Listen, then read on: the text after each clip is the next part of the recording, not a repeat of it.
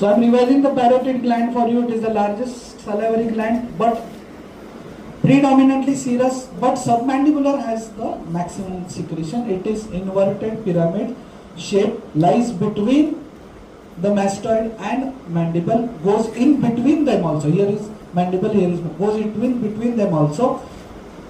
This surface is superior surface. It is related to external auditory meatus and the temporal branch of the facial.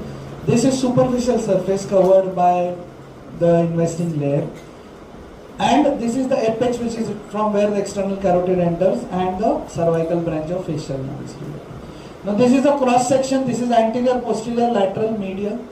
In this you can see the borders, the anterior border, the posterior border, and one more border, medial border related to pharynx. Anterior border is related to the nerves coming out of the facial nerve branches coming out. Here we can see two more surfaces, anteromedial surface related to mandible, masseter, medial pterygoid. Posteromedial surface related to mastoid, sternocleidomastoid, and posterior digastric and the styloid apparatus. There are three structures which pass through the parotid gland. Most superficial is facial nerve, then is retromandibular vein, and then is external carotid artery. This is how facial nerve enters and gives 5 branches. Okay. The temporal, zygomatic, buccal, marginal mandibular, and cervical. Then you see the W pattern of the retromandibular vein dividing into its anterior branch, uniting with facial to form common facial, posterior branch uniting with posterior auricular to form external jugular, and this is external carotid artery, gives the 3 branches: posterior auricular, superficial temporal, and maxillary.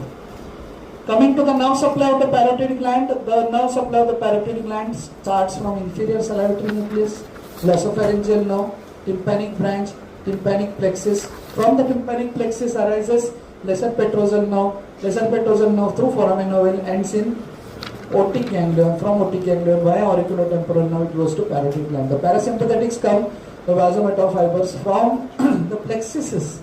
Parasympathetics in head, neck, face are distributed via the plexuses around the arteries. So around the plexus of the middle meningeal artery. And sympathetic comes from the auriculotemporal nerve. Applied anatomy, the swelling of the parotid gland happens in the infection like mumps. And most important, during parotid surgeries, we have to remember that the facial nerve is passing through it. So we have to operate superficial to the facial nerve or deep to the facial nerve, but we have to see to it that the fibers are not cut, otherwise the person will suffer from facial muscles, they will get paralyzed. Thank you.